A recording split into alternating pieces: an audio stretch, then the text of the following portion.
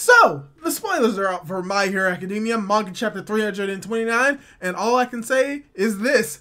We are focusing on the villains. And what exactly are we going to be focusing on? Well, you're just going to have to wait for the spoilers to find out right after this.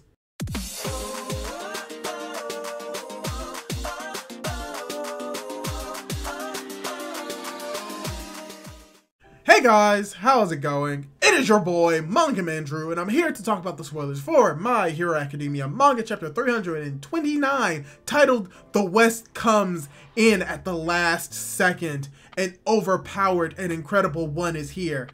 I don't think that is the entire chapter title, but if it is, wow, that is going to be a mouthful. And from what we see, from what we're seeing with the spoilers and what we saw from last chapter, we are most likely going to be focusing on the new hero Stars and Stripes. But from what we see with a few hints in the spoilers, we also may be tackling what All For One and Shigaraki are doing at this time.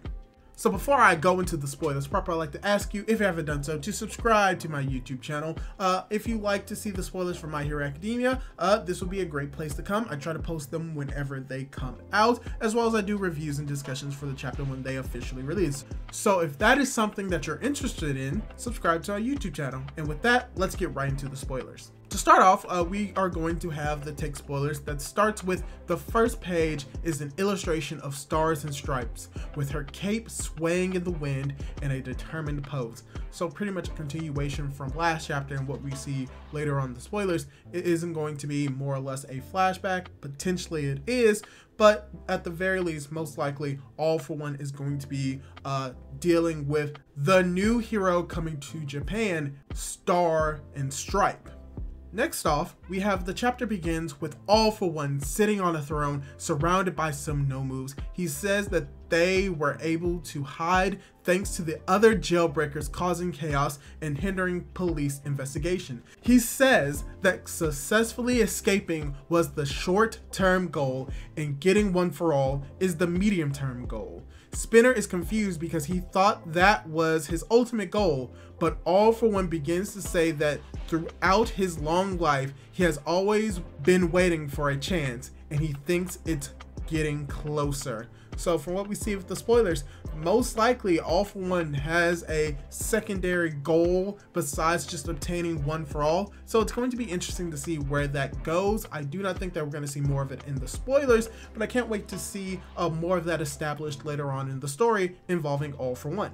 All Might has wiped out all the criminal organizations in Japan, but abroad, the world, there are still many of them, and All For One has contact with villains from multiple countries. What keeps them from coming together and destroying it all is a huge wall known as Stars and Stripe, the world's strongest woman. Then he says it's like a gamble. If she gets to them, All For One will be in trouble.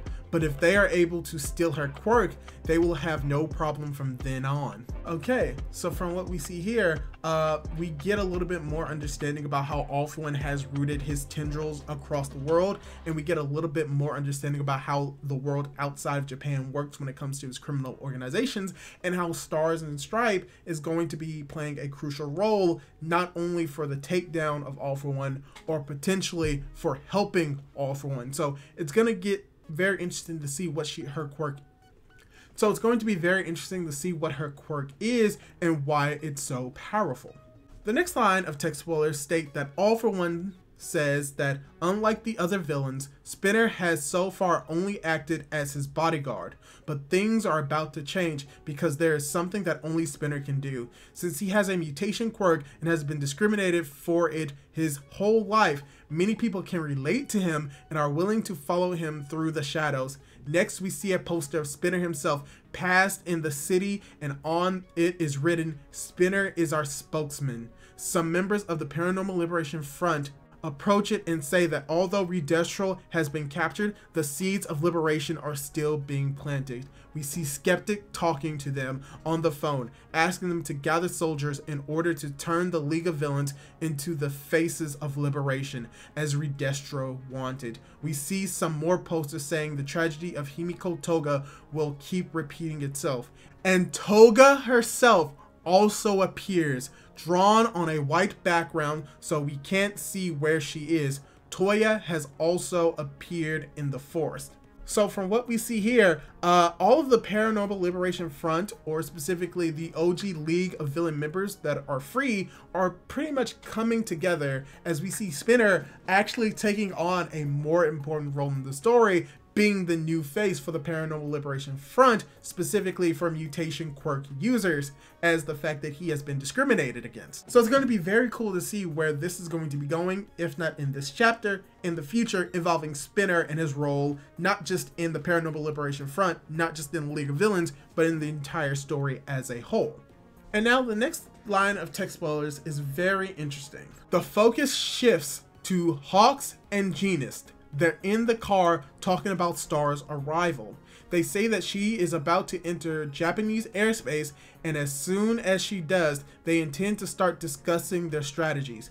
However, they receive an unexpected call from Tsukachi. He says that he received a call from Star, and she reported that approximately 50 kilometers from where she was supposed to land, he showed up. Next, we see a double spread that shows only a cape and a hand with a hole flying above the clouds. Shigaraki is here. So, what is very interesting about this is that this is going to most likely tie into a confrontation between Shigaraki and Stars and Stripes. So it's going to be very interesting to see where that is going to go later on, if not in this chapter with the rest of the text spoilers, or if this is going to be building up to next chapter where we're going to see a fight break out between the world's strongest woman and the world's strongest villain at the moment. And now we're getting to the final end of the text spoilers, where we say that Star then comments that he must be a pretty free guy to come and greet her so quickly. She then asks if he is the villain called All for One. The last page shows Shigaraki standing on a flying Nomu. He replies, "Who knows? I wonder who I am."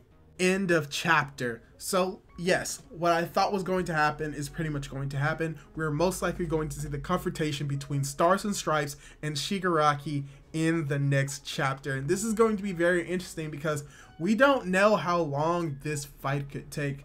Usually pretty much some of the longer fights could take up to what we saw with Lady Nagin and Deku, could take up 2 to 3, even 4 chapters. So potentially Shigi's fight with Stars and Stripes could take up a few chapters, or it could be a muscular situation where it only takes up 2. It's going to be very interesting to see where that goes. But from what we see of the spoilers, at least for the upcoming chapter, it is going to be building up the League of Villains a lot, and we're going to be focusing a lot more on the League of Villains, on Shigaraki, on All for One, and how they've influenced the world, and what is going to be going on between them and Stars and Stripes. So I can't wait to get more context for this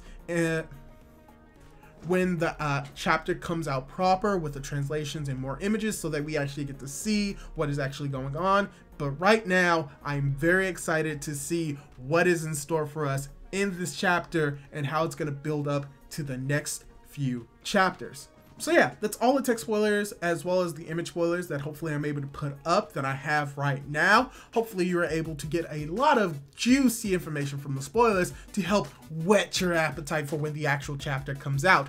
Weird analogies and weird comparisons aside, like I said, hopefully you enjoyed it. And if you did, leave a like on this video so that I know that you want me to still keep producing this type of content, as well as subscribe to my YouTube channel if you like this type of content. And don't forget to hit that notification bell to be notified for whenever I upload more content like this. Do all that cool jazz, and hopefully I'll be able to catch you in my next video. Goodbye!